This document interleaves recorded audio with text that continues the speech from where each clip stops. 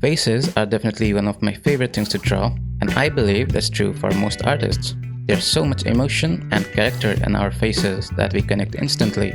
So let me show you my top 5 ways I practice drawing faces. First method is guided drawings. When I say guided, I mean that I start by drawing the construction lines and then build a face on top of that. In my case, I start with a circle, add lines for the eyes, the nose, and then use these lines to draw the facial features. Every artist has their own way of doing this. Some might use the Loomis method, others might use the Riley method, and some might even start with a box as their construction method. It doesn't really matter which one you choose, as long as you have one of these in your pocket. Drawing faces is challenging, and these construction methods helps ease up the process by clarifying facial proportions. They make it easier to place the eyes, the nose, the mouth accurately. Another benefit is that it creates a comfort zone for you. If nothing else is working, you can always rely on this one method because you have practiced it so many times. It also helps create consistency in how you draw a face, which can help define your style. The second method is drawing faces without any construction method, or freehand drawings. Honestly, this is my favorite way to practice drawing faces. I can keep doing this for hours without realizing how much time has passed. What I usually do is play my favorite movie or YouTube video on the side and draw from reference. The purpose isn't to get accurate proportions or anything. The purpose is just to draw. Construction methods are great for improving face drawings, but they can be limiting because you're working with fixed proportions, which doesn't leave much room to experiment. Doing it repeatedly can feel monotonous and boring, whereas freehand drawings bring back the fun of drawing. Since I'm not limited to anything, I can play around with proportions, try new things, and push and pull shapes to create something new. There's no limit to it. During these practice sessions, I don't really draw ordinary looking faces. Instead, I choose faces with more prominent features and defined shapes. It's just more fun, and art should be about having fun. So, have fun.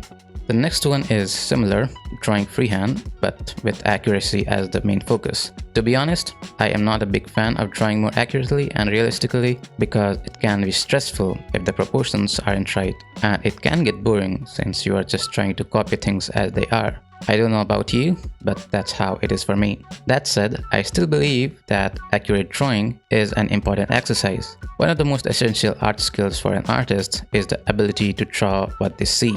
That's literally the first thing any artist learns. But why is it so important? You can't just start drawing from imagination right away because you don't have a mental library built up yet. To develop that mental library, you need to draw from references. References can be anything, like real life, pictures, or even other artists' work. The better you are at copying a reference, the better your studies will be, which in turn helps you improve faster.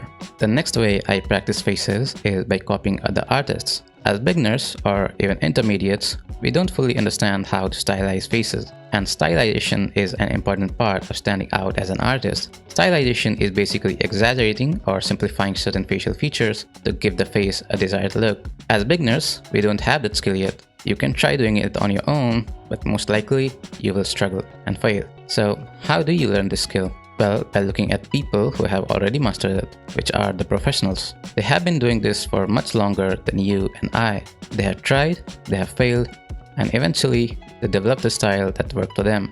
And it's not like they didn't have any help.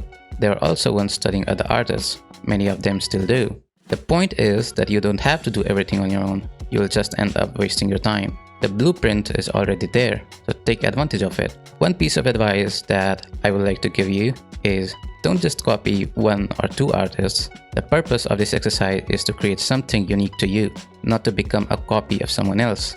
Find multiple artists whose styles you admire and learn from them. How many, you ask? Well, as many as you can. The last method is drawing expressions.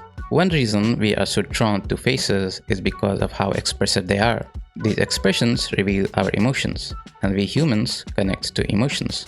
Our facial expressions result from contracting or relaxing the muscles of our face, and each movement can create a different expression.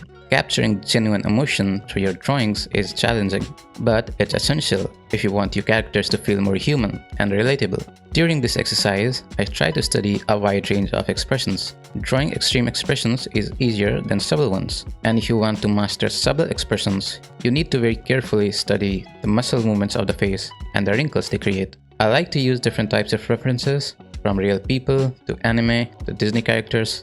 I do this because I don't want to limit myself.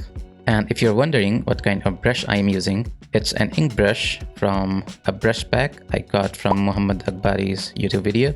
I really like it. It works really well for me. Okay, so this is it for this video. I will see you in the next one. Goodbye.